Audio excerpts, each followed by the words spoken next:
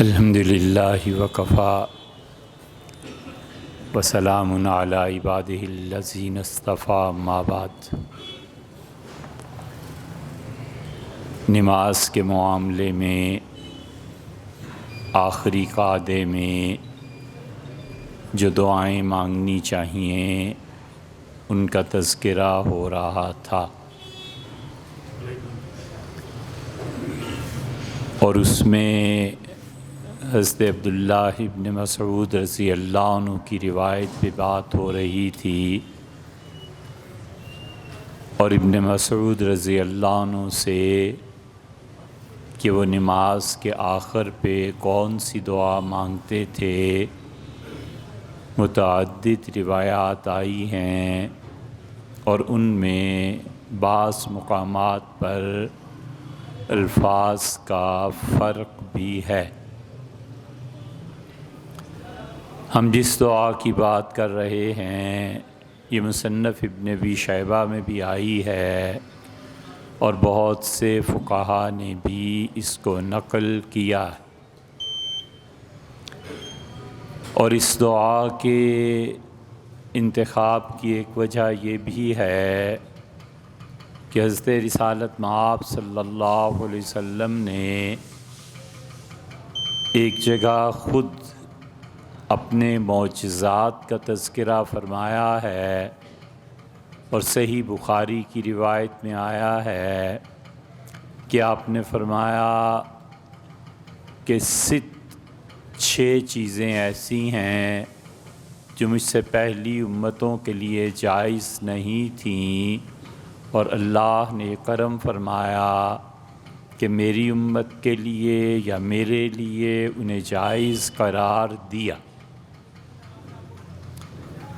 آپ نے فرمایا کہ ایک چیز یہ ہے کہ میں جہاں کہیں بھی دنیا میں بیٹھ جاؤں، 1 مہینے تک جہاں پہ گھوڑا دوڑے اتنی مسافت اور فاصلے پہ بھی میرا رعب پڑتا ہے۔ حضرت صلی اللہ علیہ وسلم میں یہ بات تھی کہ آپ بالکل تنہا بھی چل رہے ہوتے تھے یا جہاں بھی بیٹھے ہوئے ہوتے تھے، چہرہ مبارک میں اتنا رعب تھا کہ ہر آدمی بات کرنے کی ہمت نہیں رکھتا تھا۔ اسی لیے ایک آدمی آپ کے پاس آیا اور آپ کے رعب کی وجہ سے وہ تھر تھر کانپنے لگا، تو رسول اللہ صلی اللہ علیہ وسلم نے اس سے کہا کہ تم مجھ سے کیوں ڈرتے ہو؟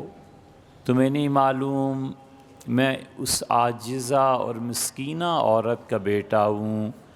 ہم لوگ اتنے غریب تھے کہ تازہ گوشت بازار سے نہیں خرید سکتے تھے، تو والدہ صاحبہ خشک گوشت، پرانا گوشت خریدتی تھیں، اور گھر میں وہ پکتا تھا، تو مجھ سے گھبرانے کی کیا بات؟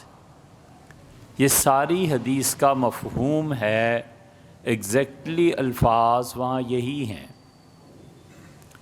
کہ فرمایا مجھ سے کیوں ڈرتے ہو؟ میں اس عورت کا بیٹا ہوں جو خشک گوشت کھاتی تھی۔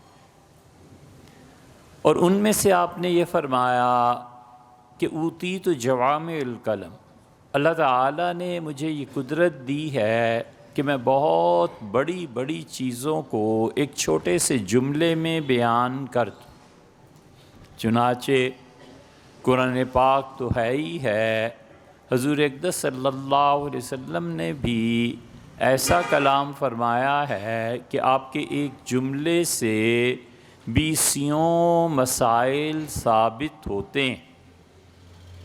ایک چھوٹا سا جملہ کہا ہے کہ انما الاعمال بالنیات، اعمال کا دار و مدار نیتوں پر ہے، اور آپ عملی زندگی میں دیکھیں یہ ایک جملہ کہاں کہاں جا کر فٹ ہوتا ہے۔ چھوٹا سا جملہ ہے، اور فرمایا کہ قل آمنت باللہ، یہ کہہ کہ میں اللہ پر ایمان لایا، فاستقم، اور پھر اس پہ ڈٹ جا۔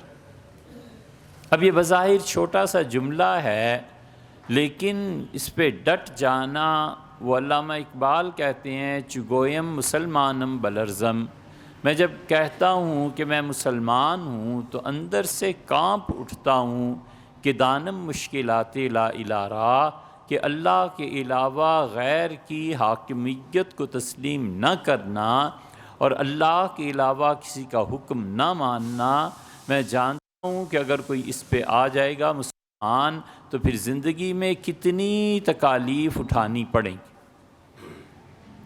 یہ چیزیں اسی طرح صحابہ رضی اللہ عنہ کو جو دعا سکھاتے تھے، بہت چھوٹی، بہت مختصر بھی، طویل بھی ہیں اگرچہ، لیکن بہت مختصر اور ایسی جو بالکل تیر بہدف ہے، وہ ٹھیک اپنے مقام پہ پوری اترتی تھی۔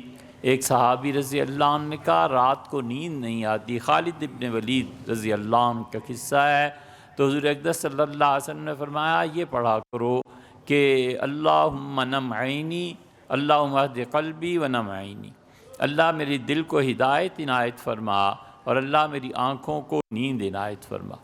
بس اتنا چھوٹا سا جملہ ہے کہ اللہم اہد قلبی و نم عینی، اللہ میری آنکھوں کو نیند اور دل کو ہدایت نصیب فرما۔ اب اس سے آدمی پڑھتا رہے اور تجربہ کرے کہ پہلے سے کمی واقع ہو جاتی ہے کہ وہ نیند کے لیے جو لیٹتا ہے وہ بار بار پڑھنے سے آہستہ آہستہ غنودگی کی طرف چلا جاتا ہے۔ نے عرض کیا کہ اللہ کے رسول مجھے کوئی مختصر سی دعا مانگ دیں، مانگنے کے لیے سکھا۔ حضور صلی اللہ علیہ وسلم 20 ایسی روایات ملیں گی۔ اسی لیے نماز کے بالکل آخر پہ یہ جو دعا ہے مختلف احادیث میں مختلف آئی ہیں۔ سیدنا ابوبکر رضی اللہ عنہ نے پوچھا تو فرمایا یہ پڑھا کرو کہ اللہم انی ظلمت نفسی ظلما کثیرا فاغفر لی فانہ لا یغفر الذنوب الا انت۔ عبداللہ ابن مسعود رضی اللہ عنہ نے دریافت کیا تو حضور صلی اللہ علیہ وسلم نے فرمایا جب آخری قعدے میں نماز میں بیٹھو تو یہ دعا مانگا کرو، اور وہ کوئی 11 دعائیں ہیں جو مسلسل سکھائیں۔ یہ حضور اقدس صلی اللہ علیہ وسلم کی محبت تھی ابن مسعود رضی اللہ عنہ سے کہ بہت کچھ سکھایا۔ ابن مسعود رضی اللہ عنہ سے اتنی محبت تھی حضور صلی اللہ علیہ وسلم کو کہ فجر کی نماز میں مسجد بھری ہوئی ہے، صحابہ کرام رضی اللہ عنہم کا پورا ایک گروہ ہے۔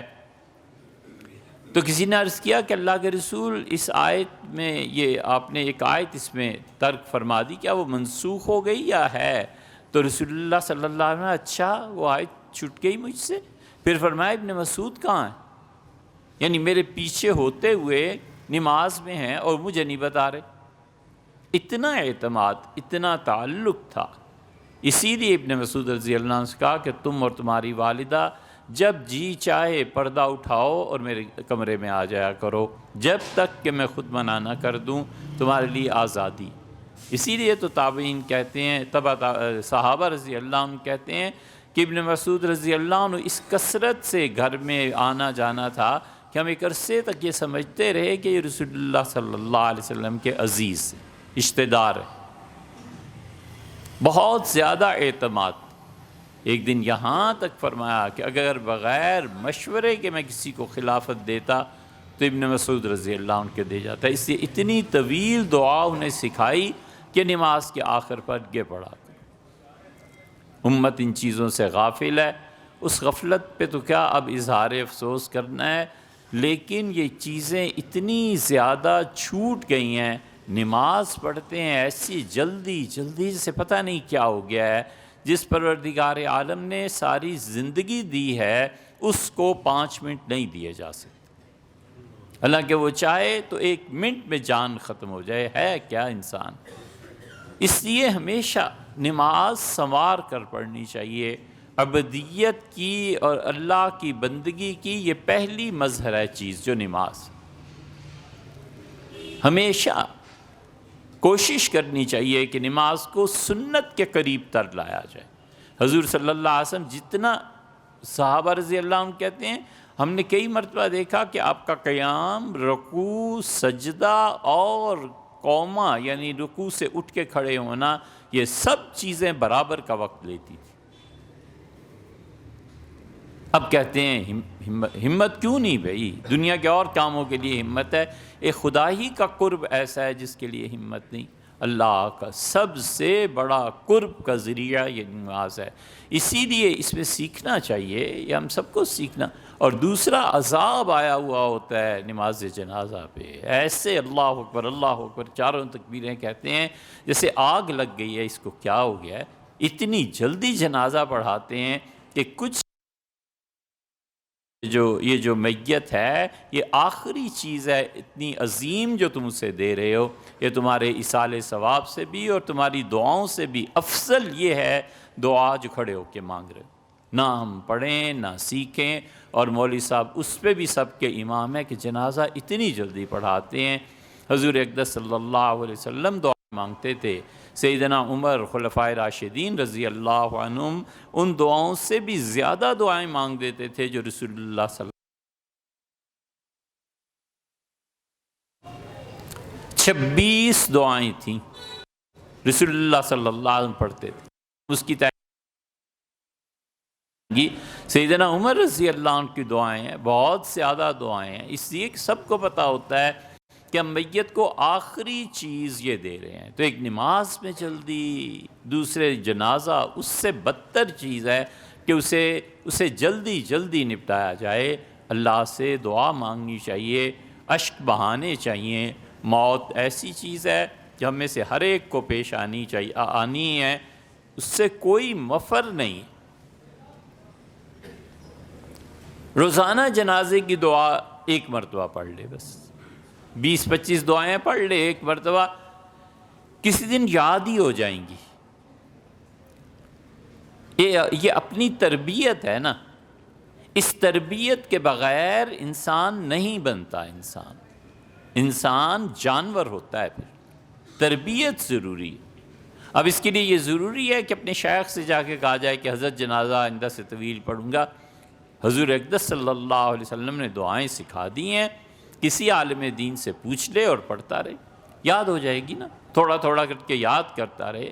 عام نمازوں میں بھی یا عام نمازوں کے علاوہ بھی بعض دعائیں ایسی ہیں جو رسول اللہ صلی اللہ علیہ وسلم نے فرمائی ہیں، اسے ان نمازوں میں بھی پڑھا جا سکتا ہے، فرض میں بھی پڑھا جا سکتا ہے، اور بھی متعدد جگہ پہ پڑھا جا سکتا ہے۔ اللہ کی قربت سب سے زیادہ سجدے میں ہوتی ہے، اس لیے کہ آدمی سب سے زیادہ بے بس سجدے میں ہوتا ہے، نہ دیکھ سکتا ہے نہ حرکت کر سکتا ہے، پیچھے سے آگے کوئی مار دے، آگے سے آگے کوئی گردن پہ، کچھ پتہ نہیں چلتا۔ سب سے زیادہ عاجزی ہے اور سب سے زیادہ بے بسی ہے، اور بے بسی کے ساتھ سجدے میں دعاؤں کو بھی شامل کرنا چاہیے۔ حضور صلی اللہ علیہ وسلم نے فرمایا کہ رکوع عظموا ربکم، اس میں اپنے پروردگار کی تعظیم عزت کے الفاظ بیان کرو، اور سجدہ فرمایا اس میں اپنے پروردگار سے دعائیں مانگو، قریب ہے کہ تمہاری سجدے میں کی گئی ساری دعائیں قبول کر لی جائیں۔ اس لیے سجدہ بندگی کا مظہر ہے، اسی لیے منع کیا ہے کہ کسی کو سجدہ نہیں، کسی کے لیے ہاتھ نہیں باندھنا۔ اللہ تعالیٰ کی غیرت اور اس کے جلال کی بات ہے، تو کیوں نہ ان دعاؤں کو پڑھیں، کیوں نہ ان دعاؤں، اور لمبی نماز جنازہ 5 منٹ نہیں تو 6 منٹ لگ گئے، لیکن یہ وہ آخری چیز ہے جو لوگ اسے دیتے ہیں۔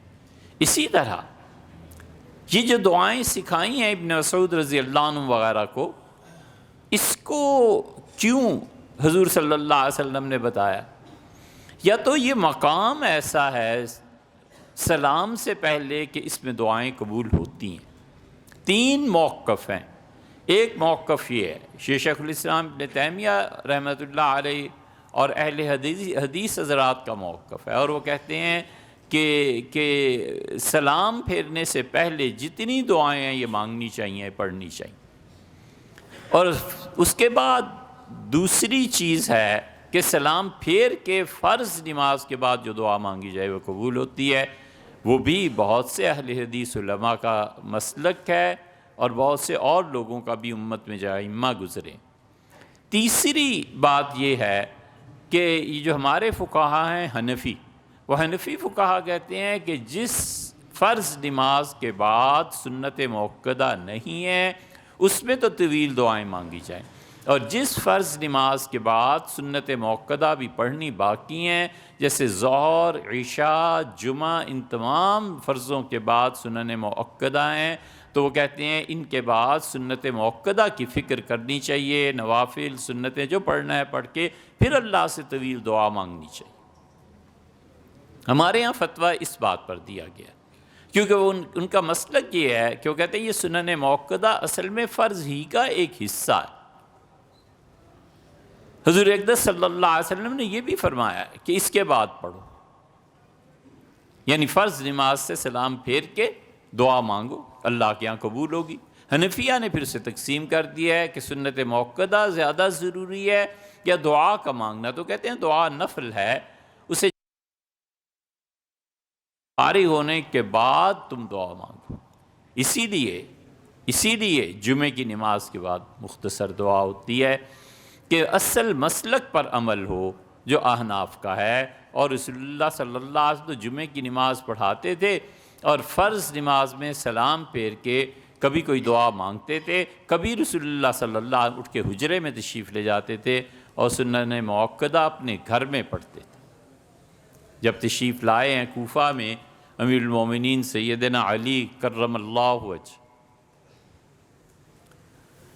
مولا علی رضی اللہ عنہ جب تشریف لائے ہیں رحمہ اللہ ورضی اللہ عنہ کوفہ میں، اور پھر ابن مسعود رضی اللہ عنہ بھی وہیں رہے ہیں، تو یہ جمعہ جب پڑھاتے تھے وہی مختصر دعائیں مانگتے تھے اور سنن میں مصروف ہو جاتے تھے۔ سنتوں کے بعد آدمی بیٹھتا ہے جتنی بھی دیر، بسا یہ اوقات ہیں جو اللہ کا قرب بندے کو دیتے ہیں۔ فرض نمازوں کے بعد دعا مانگنا یہ بھی ایک مسلک ہے، پوری نماز یہ بھی ایک مسلک ہے، لیکن جتنی دیر آدمی بیٹھا رہتا ہے اللہ کے در پہ بیٹھا ہو۔ اسی لیے بہت سے لوگ اس وقت کا خاص اہتمام کرتے ہیں، مثلا فجر کے فرائض کے بعد مانگنا، مثلا عصر سے مغرب تک کا وقت تو اتنا برکتوں والا ہے کہ صحابہ کرام رضی اللہ عنہم تجارت کسی کے حوالے کر کے آ کے مسجد میں بیٹھ جاتے تھے۔ ایک تابعی کہتے ہیں میں مسجد میں آیا تو ایسے ذکر کی آواز آہستہ آہستہ آہستہ آہستہ پڑھنے کی آ رہی تھی جیسے شہد کی مکھیوں کی بنبناہٹ ہوتی، ہر آدمی مسجد آ جاتا تھا۔ اسی لیے اللہ نے قرآن میں کہا ہے کہ چوری کے معاملے میں اس سے کہو وہ قسم کھائے من بعد صلاۃ العصر، عصر کی نماز کے بعد۔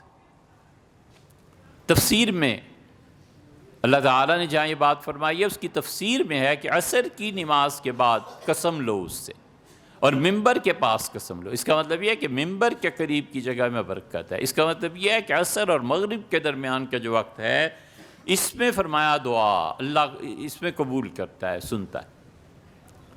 تو ابن مسعود رضی اللہ عنہ وہ جو کچھ رسول اللہ صلی اللہ علیہ وسلم سکھایا تھا بہت محبت و تعلق سے، اس کا پہلا جملہ یہ ہے کہ اللہ سے یہ عرض کرو کہ اللہم انی اسألک من الخیر کلہ ما علمت منہ وما لم اعلم۔ اللہ جتنی بھی کائنات میں خیر کی چیزیں ہیں، پروردگار عالم خیر مانگتا ہوں تجھ سے، جتنی بھی چیزوں میں میرے لیے خیر کے معاملے ہیں جو اللہ میں جانتا ہوں اور جو میں نہیں جانتا، ہر طرح کی خیر میرے نصیب میں ڈال۔ آپ سوچیں اس ایک جملے کے بعد کیا رہتا ہے؟ اللہم انی اسألک من الخیر کلہ ما علمت منہ وما لم اعلم۔ اللہ ساری خیر مجھے دے دے۔ خیر کیا چیز ہے؟ قرآن کریم نے دوسری جگہ تشریح کی ہے، اللہ تعالیٰ نے فرمایا خیر مال، پیسہ، دولت، وَإِنَّهُ لِحُبِّ الْخَيْرِ لَشَدِيدٌ، اور اس انسان کے دل میں مال کی محبت بہت زیادہ ڈال دی گئی ہے۔ ہم نے ڈالی ہے مال کی محبت تاکہ پیسہ کمائے، آئے، خرچ کرے ہماری راہ میں، پیسے سے زندگی بہتر بنائے، سنوارے۔ اللہ تعالیٰ نے فرمایا کہ بدر کے متعلق کہ جو قیدی ہیں آج اگر تم ان کا فدیہ دے کے انہیں چھڑا لو تو اللہ تعالیٰ اگر تم مسلمان ہو جاؤ گے تو اس سے کہیں زیادہ تمہیں دے گا۔ مفہوم ایک آیت کیا ہے 10ویں پارے میں، 9ویں پارے کے آخر، تو حضرت عباس رضی اللہ عنہ حاضر ہوئے، عباس رضی اللہ عنہ قید ہو گئے تھے، تو انہوں نے فدیہ ادا کیا تھا کچھ لوگوں کا، تو چچا تھے، تو حضور اقدس صلی اللہ علیہ وسلم سے فرمایا، عرض کیا کہ اللہ کے رسول، وہ میں نے بدر میں قیدیوں کا فدیہ ادا کیا تھا بہت سوں کا، اور اللہ نے کہا کہ اگر تم دے دو گے تو اس سے زیادہ تمہیں دے دیں گے، تو آج آپ کے پاس بہت مال آیا ہے، آپ مجھے دے دیں۔ حضور صلی اللہ علیہ وسلم فرمایا رومال بچھاؤ، انہوں نے اپنا رومال بچھایا اور فرمایا اس سونے کو بھرو جتنا تم۔ عباس رضی اللہ عنہ نے بھرا، گانٹھ لگائی اور پھر کسی کو آواز دی کہ آؤ، آپ نے فرمایا یہ نہیں، جتنا آپ خود اٹھا سکیں چچا اتنا بھریے۔ پھر عباس رضی اللہ عنہ نے کم کیا، پھر کم کیا، دوبارہ اٹھایا ہی نہیں جا رہا تھا، پھر جب وہ اٹھانے پہ قادر ہوئے تو حضور صلی اللہ علیہ وسلم نے آپ جاؤ۔ خیر ہے، مال ہے، دولت ہے، اچھے مقاصد کے لیے خرچ کرے، کس نے منع کیا؟ قرآن اس کو بھی خیر کہتا ہے۔ قرآن اولاد جب وہ صالح ہو اور اچھے کام کرنے والی ہو اسے بھی خیر قرار دیتا ہے۔ والباقیات الصالحات، اور وہ نیکیاں جو باقی رہنے والی ہیں اس دنیا میں، اس کو بھی خدا خیر قرار دیتا ہے۔ وہ کہتا ہے کہ اللہ سے یوں مانگو، حضور اقدس صلی اللہ علیہ وسلم اللہ سے یوں مانگو کہ اللہ تعالیٰ، اللہ مجھے خیر عنایت فرما، تمام کی تمام خیر جو میرے لیے ہو سکتی ہے اس دنیا میں یا آخرت میں، دونوں دے دے۔ ما علمت منہ ما لم اعلم، اللہ جو میں جانتا ہوں اور جو میں نہیں جانتا۔ انسان جانتا ہی کیا ہے؟ ابھی تو اس کائنات کے اسرار کھلے ہی نہیں، انسان اس میں بھی کچھ نہیں جانتا، انسان ادھر بھی کچھ نہیں جانتا، ایسے ہی زوم ہوتا ہے کہ میں بہت کچھ جانتا ہوں، کچھ نہیں جانتا۔ بچے سمندر کے ساحل پہ ہاتھ اور کبھی پاؤں رکھ کے ریت سے گھروندہ بناتے ہیں، چند لمحوں کے لیے، چند منٹس کے لیے، بس وہ گھروندہ ہوتا ہے۔ یہ بچہ جو گھروندہ بنا رہا ہے یہ کہے کہ سمندر کی گہرائی میں جو موتی ہیں ان کا بھی مجھے علم ہے، تو ہنسنے کے علاوہ کیا کیا جا سکتا؟ اللہ کی یہ دنیا عالم خلق اب تک نہیں کھلی، اس عالم خلق میں تغیر واقع ہوتا ہے۔ یہ کرونا آیا نا، اس نے انسان کی تخلیق، جسم جو ہے اس میں کوئی چیز پیدا کی نا، اس کو سمجھنے سے قاصر ہیں۔ ہر زمانے میں ایسے ہوتا ہے، یہ کوئی عیب نہیں، انسان کے پاس علم ہی کتنا ہے اور زندگی کتنی۔ عالم خلق میں تغیر پیدا ہوتا ہے اور عالم امر اس کی تو ہوا نہیں لگی لوگوں کو۔ الا لہ الخلق والامر، اللہ کہتا ہے لوگوں یاد رکھو، خلق بھی میرا ہے اور امر بھی میرا ہے۔ یہ جو اس نے کہا ہے نا عالم امر، اس عالم امر کا دروازہ تو درکنار، ایک سوراخ مل جائے جہاں سے اندر آدمی جھانک سکتا ہے کہ اللہ کا عالم امر کیا ہے، وہ حیرت سے مر جائے۔ اللہ کا عالم امر ایسے نہیں پتہ چلتا۔ اسی لیے ابن عربی کہتے ہیں کہ میں جب اس مقام پہ پہنچا اور عالم امر کی صرف ایک چھوٹی سی چیز مجھ پہ ظاہر کی گئی تو میں چیخ اٹھا اور میں نے کہا مجھے نہ موت دیں، میں نہیں مرنا چاہتا۔ یہ عالم امر اللہ کا، الا لہ الخلق والامر، لوگو خلق کی دنیا بھی میری ہے، امر کی دنیا بھی میری ہے۔ امر کی دنیا سے خواب ہے، کر لیں حل آپ اس کو۔ امر کی دنیا سے روح انسانی ہے، اس کو کر لیں۔ امر کی دنیا سے ٹائم ہے کہ ٹائم کی حقیقت کیا ہے۔ عالم امر کہاں؟ عالم امر جن صوفیوں پہ کھلتا ہے پھر وہ چپ ہو جاتے ہیں، چپ لگ عالم امر کی مستی میں ہی خدا کے پاس پہنچ جاتا ہے، وہ بول نہیں سکتا۔ حضور اقدس صلی اللہ علیہ وسلم کی قبر مبارک اور ادھر سے ناگوار بو آنے لگی، ترکی عثمانیوں کو بات پہنچی اور عثمانیوں نے لکھا کہ اس کا میری ہمت نہیں ہے حضور صلی اللہ علیہ وسلم کی قبر پہ براہ راست ان کے سامنے کھڑا ہو جاؤ، میری ہمت نہیں ہے۔ انہوں نے کہا اس وقت امت میں سب سے بڑے آدمی کون ہے؟ لکھا گیا کہ فلاں بزرگ جو مدینہ منورہ میں کشاشی رحمۃ اللہ علیہ کے لکھا تھا۔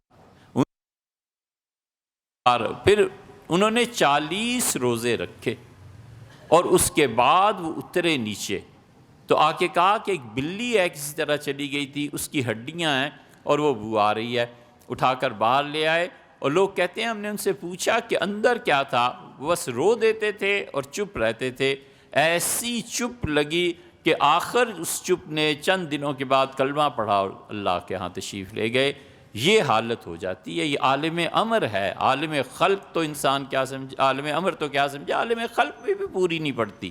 ڈاکٹر سے پوچھو نا ابھی کتنا علم، اسی لیے سائنٹسٹ کہتے ہیں کہ ابھی کتنا علم ہے، وہ کہتے ہیں دنیا شاید 5-6% کھلی ہے، اس سے زیادہ بھی دنیا ہی نہیں کھلی۔ اسی اللہ سے خیر مانگے، یہ پہلا جملہ ہے کہ اللہ میں خیر مانگتا ہوں، ما علمت وما لم اعلم، اللہ وہ بھی جو میرے علم میں جو علم میں نہیں ہے۔ انشاءاللہ باقی آئیں۔